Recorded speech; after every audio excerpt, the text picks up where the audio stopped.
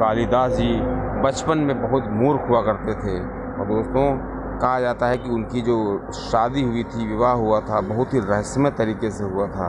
और पत्नी द्वारा जब उनको कुछ ऐसा कहा गया कि जिससे उनके दिल पर बात जो है वो लग गई और उनके दिल को चोट लग गई।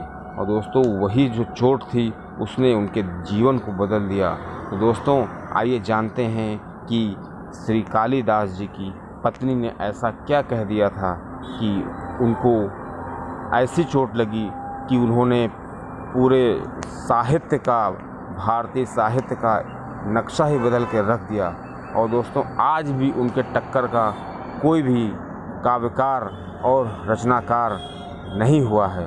दोस्तों आपको चैनल अच्छा लगे तो आप सब्सक्राइब करिएगा और ये जानकारी जो है लोगों को शेयर करिएगा। दोस्तों कालिदास जी बचपन से विद्वान नहीं थे और ना ही बचपन से इतने ज़्यादा होशियार थे। दोस्तों उनकी पत्नी ने उनका जीवन बदल दिया। दोस्तों कालिदास जब पैदा हुए थे तो उनके माता पिता की मृत्यु बचपन में ही हो गई थी। उनका जो पालन पोषण था वो गांव के ही एक ग्वाले ने किया था। दोस्तों कालिदास जी बहुत ही मंद बुद्धि के थे। और दोस्तों वो उसी गाय की ग्वाले जो गायें चराया करते थे। दोस्तों जब गाय चराने जाते थे तो वहीं पे एक काली जी का मंदिर था। दोस्तों कहा जाता है कि श्री कालिदास जी उस काली मंदिर में जाते थे और काली जी को निहारा करते थे और बहुत देर तक निहारा करते थे। और दोस्तों माता काली जी थी, उनकी वो पूजा किया करते थे। दोस्तों कालिदास जी का नाम भी लोगों ने कालिदास इसीलिए रखा कि काली जी का दास, मतलब जो काली जी की हमेशा जो है मंदिर में उनको देखा करता है, उनका भजन किया करता है। दोस्तों मालवा राज्य की जो राजकुमारी थी उनसे उनका विवाह एक बहुत ही रहस्यमय तरीके से हुआ था। दोस्तों मालवा राज्य के जो राजकुमारी जी थी वो काफ़ी विद्वान थी। उनको शार्तार्थ करने का बहुत ही शौक़ था। दोस्तों उन्होंने शादी का जब प्रस्ताव रखा उसमें कहा जो भी युवक उनसे शार्तार्थ में जीत जाएगा, उनसे बहस करेगा और उनसे ज़्यादा विद्वान होगा, उसी से वो विवाह करेंगी। दोस्तों इसी तरह जो श्री कालिदास जी थे उन्होंने बहुत रहस्यमय तरीके से उनको हरा दिया शार्तार्थ में और उनका विवाह हो गया। दोस्तों आइए जानते हैं श्री कालिदास जी जो मूर्ख थे उनको कैसे उनका विवाह इतनी सुंदर राजकुमारी से हो गया और वो राजा से रंग से राजा बन गए। दोस्तों हुआ ही कुछ इस तरह कि जो वहाँ की जो राजकुमारी थी विद्योत्मा जी, वो काफ़ी ज़्यादा उनको घमंड आ गया था कि उनसे कोई विद्वान नहीं हो सकता, उनसे कोई शार्तार्थ में जीत नहीं सकता। दोस्तों कई विद्वान जब ये जाने कि इनके ये शर्त है तो उन श्री विद्योत्मा जी से वो विवाह करने के लिए शार्तार्थ किया, लेकिन सभी को उन्होंने हरा दिया। इस प्रकार जो सभी विद्वान थे उनको लगा कि जो श्री विद्योत्मा जी हैं ये काफ़ी घमंड उनको आ गया है, अभिमान आ गया है अपनी विद्वता पर। इसलिए सभी विद्वानों ने उनको सबक सिखाने के लिए कि इनका विवाह धोखे से किसी ऐसे मूर्ख से करा दिया जाए कि इनका सारा घमंड चकनाचूर हो जाए। दोस्तों फिर क्या था, अब जो मूर्ख की तलाश शुरू हुई तो विद्वान लोग जा रहे थे तो उन्होंने देखा एक व्यक्ति जो है वो जिस डाल पर बैठा है उसी डाल को काट रहा है। फिर क्या था दोस्तों, उनको समझने में देर न लगी कि ये सबसे अच्छा पात्र है, इससे बड़ा मूर्ख तो हो ही नहीं सकता।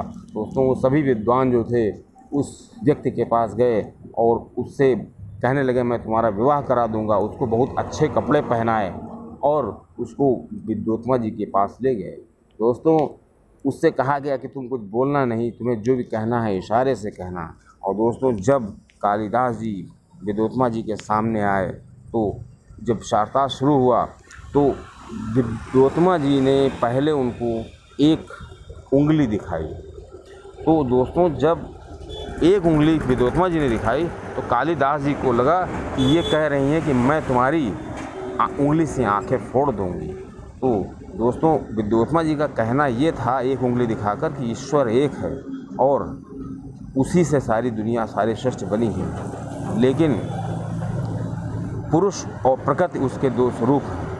दोस्तों, जब इसके जवाब में श्री कालिदास जी ने शर्त के अनुसार उनको बोलना नहीं था, संकेतों से ही इशारा करना था, और विद्योत्मा जी को बता दिया गया था कि इनका मौन व्रत चल रहा है, ये जो भी बात करेंगे संकेतों से करेंगे, इशारों से करेंगे, उस बात को समझाना होगा। विद्वानों ने कहा मैं उसका अर्थ निकाल लूँगा।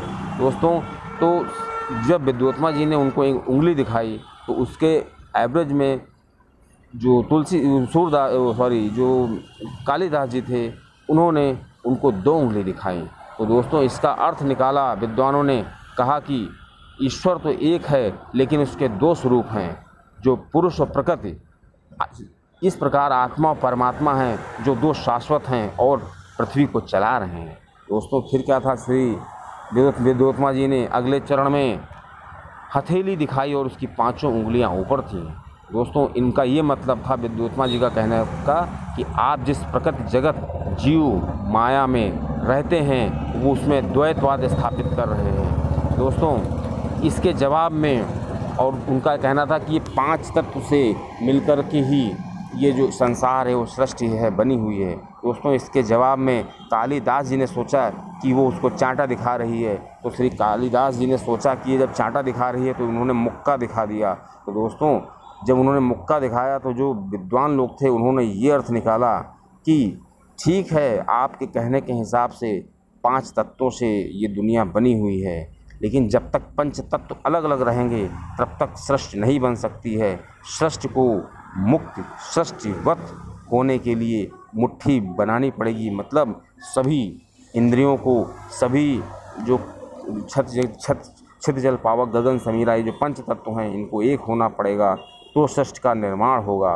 दोस्तों, जब ऐसा हुआ तो विद्योत्मा जी ने हार मान ली और उनको उनसे विवाह करना पड़ा। लेकिन जब दोस्तों कालिदास जी की असलियत का पता चला विद्योत्मा जी को, तो विद्योत्मा जी ने एक रात में श्री कालिदास जी को घर से निकाल दिया और कहा कि मैं ऐसे मूर्ख व्यक्ति के साथ नहीं रह सकती, मुझे तो पता नहीं था। दोस्तों, और इसने जो विद्योत्मा जी थी उन्होंने ऐसी बात कह दी कि कालिदास जी को इतना बुरा लग गया कि वो तुरंत उन्होंने घर त्याग दिया और उन्होंने कहा मैं तब तक घर वापस नहीं आऊँगा जब तक मुझे ज्ञान नहीं प्राप्त हो जाता है। आत्मज्ञान के प्राप्त करने के लिए फिर वो काली जी के मंदिर गए, काली जी की उपासना करने लगे। उन्होंने दोस्तों अन्न जल त्याग दिया था, बड़ी कठोर साधना की। और एक दिन क्या हुआ कि वो काफ़ी जब निराश हो गए तो उन्होंने जब सारे हथकंडे अपना लिए, उसके बाद उन्होंने ये सोचा कि अब जो है हमें काली जी के दर्शन नहीं होंगे और हमें ज्ञान नहीं प्राप्त होगा। इस क्रम में उन्होंने क्या किया कि अपने आप को तलवार से मारने के लिए तलवार निकाली। जो जैसे ही तलवार निकाली उसमें से काली जी प्रकट हो गई। उन्होंने उसकी तलवार रोक ली और कहा कोई वरदान मांगो, और इतना कहकर वो अंतर्ध्यान हो गई। दोस्तों, जब काली जी अंतर्ध्यान हो गई उसी समय उनको समस्त विद्याओं का ज्ञान हो गया। दोस्तों, समस्त विद्याओं का ज्ञान हो गया। वो अपने घर आए, पत्नी को आवाज़ लगाई, उनके चेहरे पर तेज था, कुछ बताने की ज़रूरत नहीं थी। विद्योत्मा समझ गई कि ये सभी चीज़ें जान गए हैं और काफ़ी ज्ञान हो गया है। लेकिन दोस्तों, जब काली जी दास जी घर आए तो उन्होंने अपनी पत्नी से कहा कि तुम्हारे कारण ही मुझे ज्ञान प्राप्त हुआ है, तुम मेरी पत्नी नहीं हो, मेरी गुरु अब हो। और दोस्तों, वो घर में रह करके अपनी पत्नी को गुरु और माता का रूप में देखने लगते थे। दोस्तों, जब उन्होंने थोड़े दिन का विद्योत्मा जी ने देखा कि ये पत्नी और का रूप न देख करके ये हमको माता और गुरु का रूप में देखते हैं, तो ये चीज़ उनको अच्छी नहीं लगी। फिर विद्योत्मा जी ने उनका जो है त्याग कर दिया, कहा कि तुम मेरे यहाँ से निकल जाओ, मैं तुम्हारे साथ नहीं रह सकती। दोस्तों, इनको बरसते पानी में निकाल दिया गया था। और दोस्तों, श्री विद्योत्मा जी ने श्राप दिया कि तुम्हारी मृत्यु जो होगी किसी स्त्री के हाथों होगी। फिर दोस्तों इन्होंने घर छोड़ दिया। दोस्तों, फिर वो काली जी की उपासना करने लगे और इन्होंने कई बहुत बड़े बड़े साहित्यों की रचना की। दोस्तों, एक बार क्या था, श्री कालिदास जी इस श्लोक का वर्णन करते करते इतना ज़्यादा रम गए, इतना ज़्यादा खो गए कि इन्होंने काली जी के जो स्तन हैं उसके और काली जी के जो जो जांग है उस पे बने तिलों का विवरण कर दिया। इससे क्या है कि सभी लोग बहुत नाराज हो गए और इनको मारने का प्लान बनाने लगे। दोस्तों, विक्रमादित्य जी ने षड्यंत्र की रचा कि इनको